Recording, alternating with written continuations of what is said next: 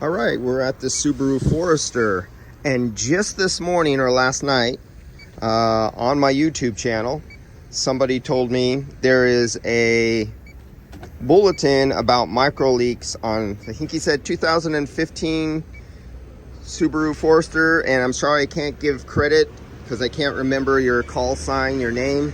I remember it's NHD and then some numbers, but thank you very much.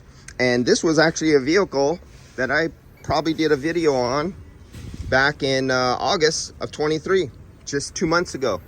And I found, the obvious leaks were really simple. The leaks around the Subaru O-rings, and then I went around with a leak check, refrigerant leak detector.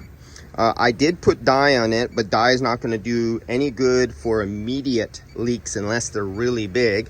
And I did the dye, and here's 3 UV beasts at 3 different wavelength spectrum. I went around with the big blue on all the seams, all the joints, at all the hose fitting fixtures. I bent them, went through the whole SRAM. I went high pressure, low pressure, on and off, and all the different type of leak methods. And under static conditions, it passed all the leak tests, including the vacuum and the nitrogen. But after running and like the high sideline having hot pulsating refrigerant running through it, expanding the metal, this is what we found. Let's get that guy on there. And if we look right there, it looks like a Honda. Honda with all their little micro leaks. Look at that guy right there. There's another one right there. And then if you look way over there down in the corner, you might see that guy right there. Let me get here somewhere midway. There's another one right there. This one always leaks. I always go after these right here, that corner. And I went over it with the bubble leak detector and the refrigerant leak detector, and it picked nothing up at that corner. And it probably won't right now either. And then there's, where we got another one right there. And I'm still looking. So you want to know which one's better. Unfortunately, battery just died on that one. It worked for a few seconds. Okay, I got that one on too, as you could see. And you could see this one has actually pulsating. Okay, it doesn't look like that to your eyes. It looks solid. So we see right there, that is not pulsating to the human eye. It's only pulsating to the camera. Let's turn this one back on. That's this one right there. Let me see if I could do a 2-for-1 so you can see that one, that one, that one, that one. And I'm sorry I couldn't show you this one. I really wanted to do all 3, but that did not turn out that way. Now let's see if I could get this down there. Separate them. Okay, so that's that. There's the silver one, and there's the black one. Silver one, black one. Let me see if I can get it straight on. Let's see, where is it at? Okay, that's the silver one. That's the black one. That's the silver one. That's the black one. I wonder if the batteries are going out in the black one. That's why it's strobing like that, because I've never noticed that in my other videos with the black one. That's the first time I think I'm noticing that. And so here they are. These are the 2 UV beasts that I'm showing you right now. And neither of them have the filter on them. And unfortunately, I cannot show you one. See, now that one has, this one has a filter.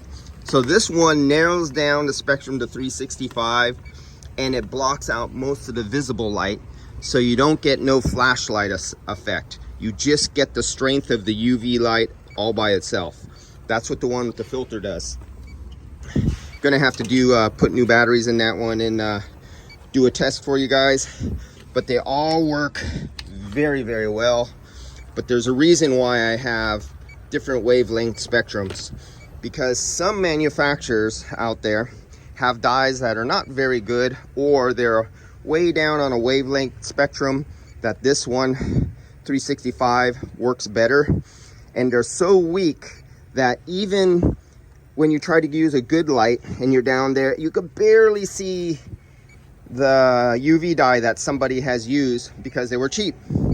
And only one of these lights will find it. When I use somebody else's light in the shop, because everybody has at least one, and I always go, when I'm in a shop, I always ask for everybody's light. And it doesn't see it. And they wonder why they miss so leaks, because they don't own one of these. But then on the other hand, somebody may have used a light where only this one works, towards the 400 spectrum, or I think it was that one there, I can't remember. And then I'll get it out there and I will see that only this one sees it, and then this one doesn't see it, or see it as well. Especially I'm out here in the bright light, sunlight. I'm not in a dark shop. And many times you need a light that is so strong that you can see a leak in direct sunlight, like in real world. All the shop bays are filled up, it's high noon, the sun is out, and your technician has to run out there, or you, the technician, have to run out there and do a leak check in the sun. And you don't have time to shuffle cars around. So you want a real UV light. You don't want one of those pretend toys that you buy from the auto parts store or off one of the work trucks, the Snap-on or Mac or Matco. We got pressure in there, and I have 2 gloves on right now. It's 51 psi. It's in the morning time, and none of these leaks can be picked up using the refrigerant leak detector at that pressure, cold, sitting here static. And when I turn on, and when I try to put bubbles, well, I'm not going to do the whole thing again, but basically when I try to put bubbles, get your mirror, go around, squirt up underneath, put your hand underneath. So what you do is you put your hand underneath here and you squirt and you fill your hand up with some of your bubble leak detector, and you press upwards to get it up underneath if you can't squirt directly up underwards, so it'll cling. And then get your mirror and your flashlight and come from underneath with a mirror and flashlight and look for your bubbles. But right now, no bubbles are coming out, no gas is coming out, and but yet we have dye everywhere there. So a quick one, just sometimes this works and these don't work. Sometimes this work and these don't work. Sometimes these work and these two don't work. So it all depends what kind of leak it is you're looking for.